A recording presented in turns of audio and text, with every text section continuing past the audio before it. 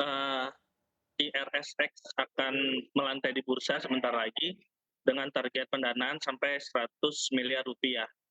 Untuk saham IPO memang kita harus memperhatikan beberapa hal. Pertama adalah kita harus memperhatikan untuk apa modal itu, kemudian valuasi, dan tentu saja prospek serta profitabilitas. Kita mulai dengan prospeknya. IRSX ini adalah suatu perusahaan penyedia layanan digital dan sebenarnya kalau dilihat prospeknya itu cukup bagus. Jadi prospeknya sangat baik kalau kita melihat makro pertumbuhan ekonomi, pertumbuhan UMKM yang menjadi salah satu sasarannya juga cukup baik.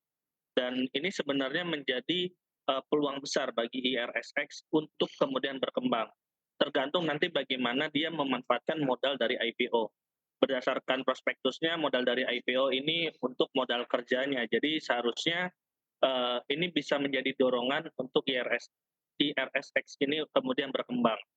Namun bagaimana sih sebenarnya daleman dari atau isi dari perusahaan IRSX ini? Apakah kemudian saham ini murah atau profitabilitasnya bagaimana beberapa tahun terakhir sampai akhirnya dia memilih untuk melantai di Bursa Efek Indonesia? Berdasarkan valuasi sebenarnya IRSX ini bisa dikatakan cukup mahal. Kita lihat dari PE ratio dengan membandingkan harga dari IRSX penerbitannya nanti dibandingkan dengan kemudian eh, labanya. Kalau dilihat PE ratio-nya dia 107,7 kali. Ini jauh lebih tinggi dibandingkan pesaingnya, itu ada Elite, Wega SH, dan Chip. Yang rata-rata itu hanya maksimal 17 kali saja untuk PE ratio-nya. Artinya dibandingkan industri dengan dibandingkan pesaingnya, ini sudah cukup mahal. Dan kita lihat untuk PBV-nya, price book value-nya, bagaimana perbandingan harga dengan nilai dari uh, emiten ini. Berdasarkan valuasi PBV memang cukup murah, yaitu hanya 3 kali, jauh lebih rendah dibandingkan Elite, yaitu 14,3 kali, dan Chip 3,5 kali. Namun yang perlu diperhatikan adalah kalau kita berbicara book value ini kan kita berbicara ekuitas, net asset value-nya dari perusahaan tersebut. Masalahnya adalah 77% aset dari IRSX ini adalah merupakan persediaan dan hanya 1% rasionya itu berupa aset tetap dari keseluruhan aset dari IRSX. Artinya ini cukup sangat riskan sebenarnya. Persediaannya terlalu berat, persediaannya terlalu tinggi. Jadi wajar saja kemudian PBV-nya itu tergolong murah, yaitu hanya 3 kali.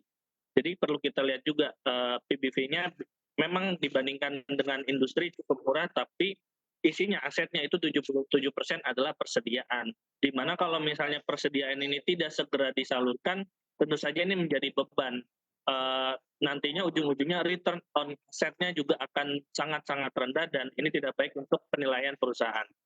Kemudian kalau kita melihat dari sisi profitabilitasnya, memang profitabilitas dari IRSX ini per bulan Juli kuartal 2 di 2022 ini cukup tinggi, yaitu 2,7 miliar. Hanya saja lonjakan pertumbuhannya juga cukup tinggi, namun ini didorong oleh goodwill, artinya ada intangible asset yang mendorong, ada pendapatan lain-lain, bukan merupakan pendapatan operasionalnya. Sehingga wajar kalau kita lihat sebenarnya dari IRSX ini kinerja operasionalnya tidak terlalu efisien. Kenapa? Karena kita lihat net profit margin-nya hanya kisaran 4-7% saja. Di 2022 kemarin hingga bulan Juli 2022 melonjak jadi 33% net profit margin, namun itu dikarenakan adanya pendapatan lain-lain sehingga mendorong labanya juga untuk menguat. Artinya ada operasionalnya juga sebenarnya tidak terlalu tinggi. Namun memang masih ada sisi positifnya, yaitu prospek dari sisi makronya.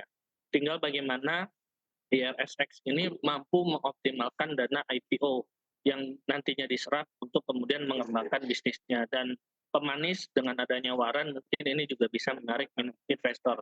Namun yang perlu diperhatikan itu tadi valuasinya bisa dikatakan cukup mahal dibandingkan dengan industrinya dan pesaingnya. Kemudian 77% adalah persediaan, sehingga ROA-nya juga kemungkinan juga kecil, dan juga lonjakan laba itu karena goodwill, bukan operasionalnya. Sedangkan net profit margin-nya itu hanya kisaran 4-7%, artinya cukup rendah. Sekian. Begitu terkait dengan industri. Iya, Robert, tapi kalau kita lihat dengan prospek bisnis yang cukup bagus, tapi satu sisi memang tadi asetnya didominasi persediaan, ditambah lagi dengan pendapatan operasionalnya ini yang tidak terlalu efisien. Satu sisi valuasinya bisa dikatakan cukup mahal dibandingkan peersnya, tapi untuk investor jangka panjang, apakah sebetulnya saham IRSX ini cukup layak untuk dikoleksi atau sebaiknya jangan dulu nih, Mas Robert?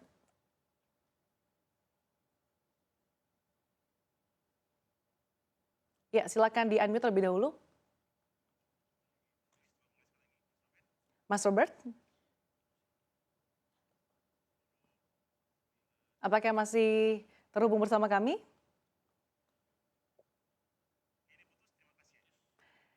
Halo? Ya, Mas Robert, Ya, dengan mempertimbangkan eh, prospek bisnis dari IRSX ini yang cukup prospektif sebetulnya, tapi di satu sisi kalau kita lihat asetnya ini ternyata didominasi persediaan, kemudian pendapatan operasionalnya yang tidak terlalu efisien, ditambah lagi dengan valuasinya dari segi PE ratio bisa dikatakan cukup mahal dibandingkan peersnya. Apakah untuk investor jangka panjang saham ini cukup layak untuk dikoleksi atau sebaiknya dihindari terlebih dahulu? ya, eh, tergantung strategi bisnisnya ya, dan juga produk. Karena produk digital ini kan sebenarnya salah satu pendorong untuk demand-nya tinggi adalah inovasi dari produk tersebut. Bagaimana IRSX ini kemudian mampu bersaing. Sejauh ini memang di industrinya pangsa pasarnya paling tinggi IRSX. Tinggal bagaimana ini bisa memaintenance pangsa pasarnya dan kemudian bahkan bisa mengembangkan. Kan ada suntikan modal. Sehingga operasionalnya kemudian bisa menjadi lebih baik lagi, dan kemudian memang sejauh ini mungkin masih cukup mahal ya, karena perlu ada akselerasi sendiri sebenarnya dari sisi pertumbuhan labanya, supaya tidak dinilai terlalu mahal oleh pasar.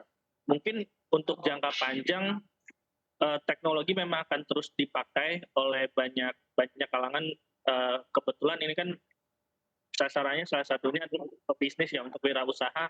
Saya rasa akan terus berkembang secara industrinya dan juga akan terus dipakai seiring dengan tren penggunaan digitalisasi, bahkan sampai tingkat mikro sekalipun peluangnya ada. Tinggal bagaimana memanfaatkan peluang itu dan mencetak laba sehingga bisa membuat valuasinya menjadi lebih baik.